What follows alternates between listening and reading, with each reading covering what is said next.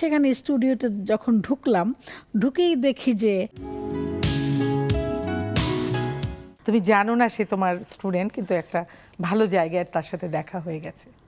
আমার অনেক স্টুডেন্ট বিভিন্ন জায়গায় আছে, কারণ আমার কর্মক্ষেত্রে আমার অবস্থান আজকে 27 বছর, চাকরির বয়স অলরেডি 27 পার হয়ে যাচ্ছে। এই 27 বছরের মধ্যে কত শত মেয়ে আমাদের কাছ থেকে বিদ্যা পাঠ শেষ করেছে।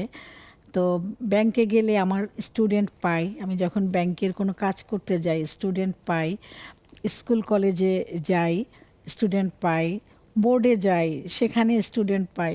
তারা আলাদা করে একটু যত্ন করে, আলাদা করে একটু যত্ন করে। যে সোনালী ব্যাংকে আমাদের এক স্টুডেন্ট আছে, ওখানে এত ভিড় থাকে, সব সময় গেলে দেখি প্রচুর ভিড়, কিন্তু ও না আমার কাছ থেকে আমার কাগজপত্র নিয়ে কোথার থেকে দৌড়ে এসে সব কাজগুলো তাড়াতাড়ি করে দেয়।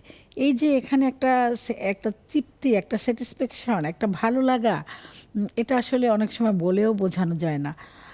তারপরে আরেক দিন হলো কি, বরিশাল বেতারে আমি একটা প্রোগ্রাম করতে গিয়েছি। সেখানে স্টুডিওতে যখন ঢুকলাম, ঢুকেই দেখি যে আমার স্টুডেন্ট, হ্যাঁ আমার স্টুডেন্ট ঘোষিকা আর কি। তো আমাকে দেখে কি যে করবে ম্যাম বলে চিৎকার। তারপরে অনুষ্ঠান শেষ করলাম। সে মেয়েটা এখন ইয়া করছে, আইন পেশায় আছে।